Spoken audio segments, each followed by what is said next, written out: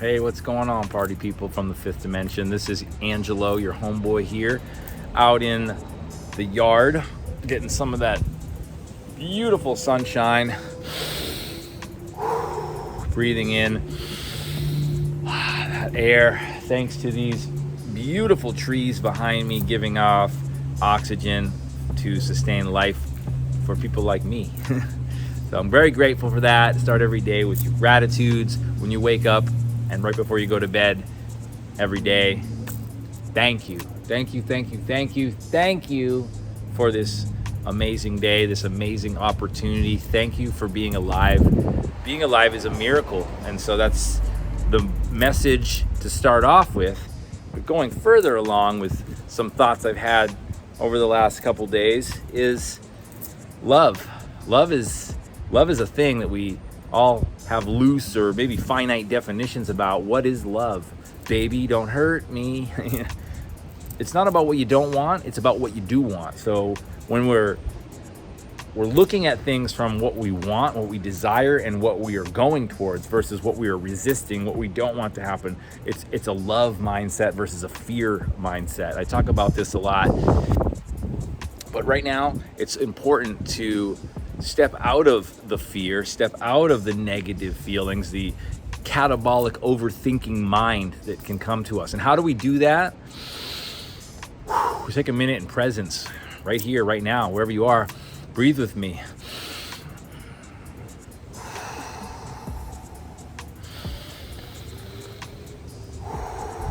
Yeah, just about 8 of those. Recalibrates, resets the central nervous system.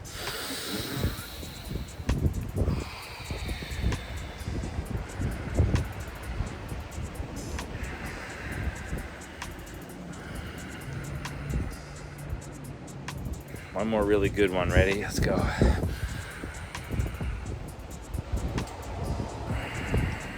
Hopefully there's some sunshine in your day. If there's not, I still highly encourage you to get out into the elements, get out into the rain, get out into the wind, get out into the cold air.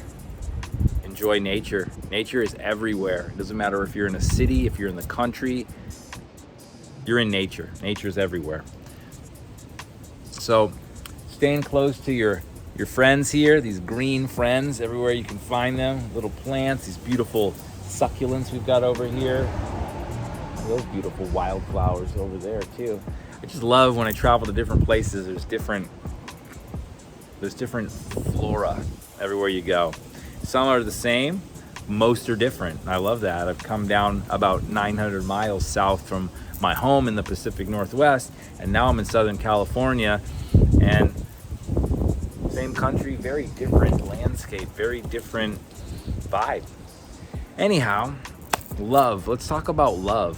What is love? I'm a super spreader of joy. You guys, you know my buddy Troy. He has these t-shirts, Certified Health Nut. Check him out. So, love. Love is a tricky thing, right? We go through relationships. We see a lot of people in relationships that don't last. They don't work out for too long. There's different phases of love. There's different types of love. We go through that. First is that real attraction love. Maybe it builds to that. Maybe you become friends with somebody and you really like them as a friend, and then maybe it evolves into a different kind of love. Or maybe you're just really attracted to someone and you're all hot and heavy, and then it works out that you can have a relationship with that person. You can become best friends.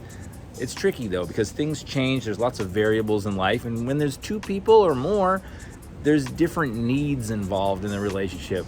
Sometimes a person needs their space. Sometimes a person needs touch. They need accompaniment. So understanding these things is very important to a relationship. And how do we do that? It's by becoming effective communicators. Now, I have studied communication most of my life, and I understand that we are always communicating all of the time, even if we're not speaking, even if we're still, if we are dead, we are still communicating. What are we communicating? I'm dead. But everyone is always communicating. The thing about the communication model is it involves 2 or more parties. So you can communicate within yourself, intra-communication, but we're talking about communicating with other people. There's usually 2 or more people involved. And there's always people putting out their message, whatever that may be, whether it's intentional or non-intentional, and there's always reception of message, whether that's intentional or unintentional. So I could say to you, and we know each other really well, I hope you have a great day today, and you receive that as he really wants me to have a great day today. Or you could be thinking a whole bunch of other things. So there's always noise involved in the communication model. Noise means there's not just sound like static or loud noise, but noise meaning interference, something that in that pathway of communication, something that distorts it. Noise, distortion. It's something that distorts the meaning in some way. Now, it may not be a very noticeable distortion because we're always receiving things from where we're at, the experiences that we've had up until that moment. So a person who's been traumatized or feels very negative or has had a really bad experience, or that's how they see their life, it might receive you saying, have a great day today. And they may be like, who's this person? Like, what are they? They're superficial or whatever they might think. Now, it all depends. So it really depends on the sender and the receiver in a communication. So how do you know what a person is thinking and feeling? You really don't 100%. That's why we have a thing called meta-communication. And meta-communication is essentially just communicating about communicating. So when you say something, how you say it, we have a nonverbal communication. So if I say, hello, it's not just the words I said, but how I say it. Your body movement, your gestures, your facial expressions, these is all nonverbal communications, your tonality. All of these things play into how communication is perceived and conveyed. So there's different connotations and denotations with communication all of the time. If we can come to grips with the fact that it's the person's intention is never going to 100% match how that message is received, then we can work through meta communication, which means that we can talk about what we meant. Say, well, look, and that's a level of trust that goes into it. And love and trust are important values for any relationship, is to have love and trust. So when we're talking about meta communication, if a person, you say something to a person like, you know what, you're looking great today, and they might take that, maybe they think you're being sarcastic, but in fact you're being real with them. And so they get maybe offended, and you didn't mean to offend them. You talk about that, and you say, what you see to me, and tell me if I'm wrong, because you don't want to assume anything, but you want to ask, and you want to say, you made this gesture, you said this in a way that I perceived as this. Am I correct in assuming? So asking questions is important in meta communication. Am I correct in assuming that you were upset by something I said? Or maybe you want to meta communicate about good things. But a lot of times it's important when there's an argument of some sort, a negative feeling to a communication, saying, was I mistaken, or did you feel upset by what I said or how I said it, or is there something further? And hopefully in a healthy relationship, people can talk through it. They can be like, look, this is how I felt. And the important to meta communication is to convey love, connection, and peace in that message. Not to prove you're right, not to prove that the other person is wrong. It's to come to a mutual understanding. That's the point of communication, is to have the message match the reception of the message. And if we can do that, then we can have healthy communication.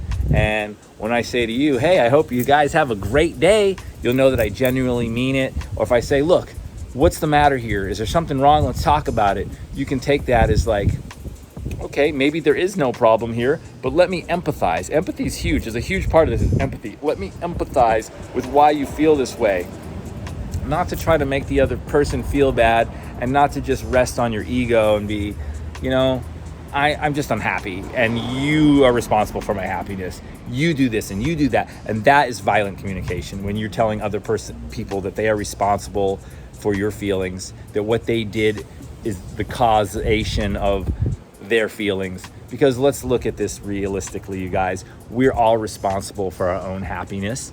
We're all responsible for our own feelings. So if you believe someone doesn't have your best interests at heart, and someone is contaminating your field of peace, then it's your responsibility to set healthy boundaries and leave the situation. and create healthy boundaries. A lot of people are going back and forth with these types of situations. They're loving somebody one minute and then they're angry at the person the next minute. They're loving somebody the next minute. And love is contingent upon, what did they do for me last? Did they just do something nice for me? I'm gonna be happy until something goes wrong. Then I'm not gonna be happy with them until something goes right. And then you're on this roller coaster ride of, how do I be with this person? And we've all been there, right? So how can we be more in touch with each other, and have more empathy for each other, and more love with each other, and have better effective communication with each other? Through meta communication, asking questions from a genuine place of concern and care. I want you to be happy, I care about you, but I also want me to be happy, because self-love and self-care is number one. It's uno numero. We want to be happy for ourselves. If we're not happy, we can't bring joy to anyone else if we're not happy in our own lives. So sit with yourself, think about that, have a beautiful day, receive that, hopefully. Take that, receive that, love that, have a most beautiful day, you guys, and share love, share empathy, share compassion, and wishing you the best communication for you and the people that you care about, and everyone. Have a great day. Peace, y'all.